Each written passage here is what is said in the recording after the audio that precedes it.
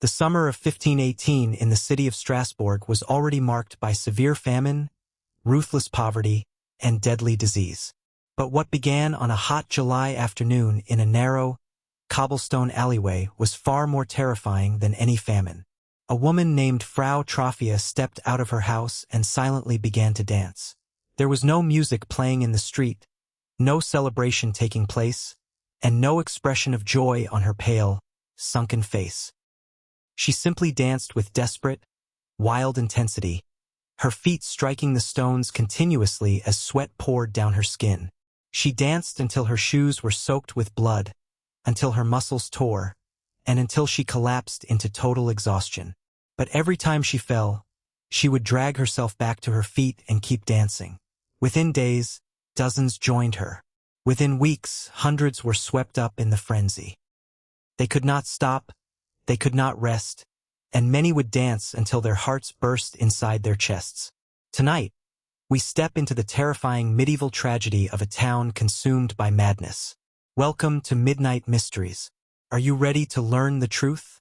To understand how a city could literally dance itself to death, we must examine the brutal, desperate reality of Strasbourg in 1518.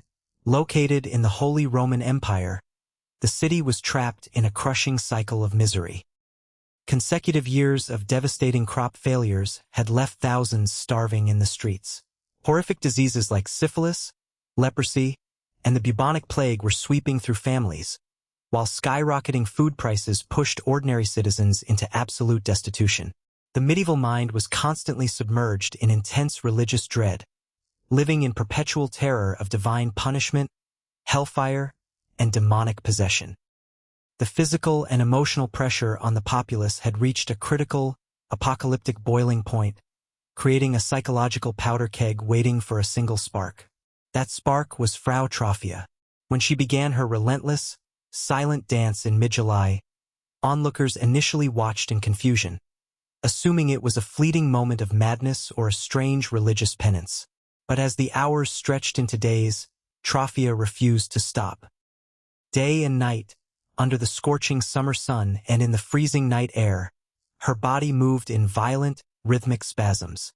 Local authorities grew alarmed when, within a week, over 30 people had joined her in the streets, caught in the exact same unstoppable trance. Their eyes were wide, vacant, and filled with horror. Many wept and screamed for mercy, begging their own bodies to stop moving, yet their feet kept striking the ground in a frantic, deadly cadence. Panic gripped the city council of Strasbourg. Desperate to regain control, the city's leaders consulted the top physicians, astrologers, and scholars of the region. Rejecting the idea of demonic possession or astrological curses, the doctors diagnosed the afflictions as a natural medical condition, hot blood. In medieval medicine, it was believed that the body was controlled by 4 humors, and an excess of overheated blood could cause violent spasms, manic behavior, and madness. But the solution proposed by the doctors would prove to be a fatal, catastrophic mistake. Believing that the victims simply needed to dance the sickness out of their systems, the city council officially mandated that the dancing must continue continuously. They converted public squares into giant wooden dance floors, hired professional musicians with pipes, drums, and fiddles to play loud, fast-paced rhythms around the clock, and even hired sturdy men to hold up the exhausted dancers so their feet could keep moving. Far from curing the victims, this aggressive music and encouragement accelerated the contagion.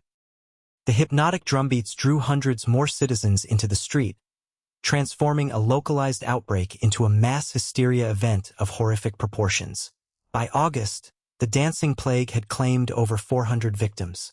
The streets of Strasbourg became a horrifying spectacle of agony and chaos.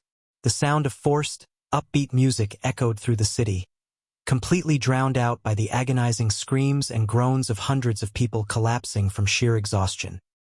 Dehydration, heat stroke, and heart attacks began claiming dozens of lives every single day. Dancers fell with torn ligaments, broken feet, and shattered toes. Yet their limbs twitched and jerked on the wooden boards as if possessed by an unseen, puppet master's strings. The city had turned into a living nightmare where joy had been entirely replaced by death. Realizing that their medical approach was driving citizens straight into their graves, the city council reversed their strategy in absolute desperation. They banned all music, public gathering, and dancing throughout the city under strict legal penalties. They identified the primary source of their spiritual terror, Saint Vitus, an early Christian martyr whom medieval locals believed had the power to curse people with uncontrollable dancing fits if he was angered. The authorities gathered the frantic dancers, loaded them onto wagons, and transported them to a mountain shrine dedicated to Saint Vitus in the nearby town of Saverne. There, the victims were brought to a cool cavern, their bloody feet placed into red shoes, and holy water was sprinkled over their heads, while priests conducted exorcisms and chanted prayers. Miraculously, over the following weeks, the wild movements slowly ceased, and the epidemic finally began to fade. For centuries, historians, scientists, and psychologists have debated what actually caused the dancing plague of 1518. One long-standing scientific theory points to ergotism, a form of mass poisoning caused by eating rye bread contaminated with Claviceps purpurea, a toxic fungus that grows on damp crops during poor harvests. Ergot contains chemical compounds closely related to LSD, which can cause severe hallucinations, violent muscle spasms, and tremors. However, modern researchers heavily question this theory. While ergotism causes violent convulsions, it also severely restricts blood flow to the limbs, causing gangrene and making continuous, coordinated dancing for days physically impossible. The most widely accepted modern medical explanation is a phenomenon known as mass psychogenic illness, a collective hysteria brought on by extreme, prolonged psychological stress. In an environment of severe starvation, devastating disease, and deep religious terror, the human mind can experience a profound psychological break. The cultural belief in the curse of Saint Vitus provided a specific, terrifying blueprint for how that madness manifested. Frau Trophia's initial breakdown acted as a psychological trigger, allowing the uncontainable trauma of an entire community to pour out in a tragic, contagious wave of involuntary physical movement. The dancing plague of 1518 remains one of the most bizarre and heartbreaking human anomalies ever documented in historical records. It stands as a chilling testament to the terrifying power of the human mind under extreme trauma, a stark reminder of how thin the line is between sanity and collective madness, and how terror can spread faster than any physical virus. If you enjoyed this chronicle, make sure to like the video, share it with fellow seekers of history's darkest mysteries, and leave a comment below.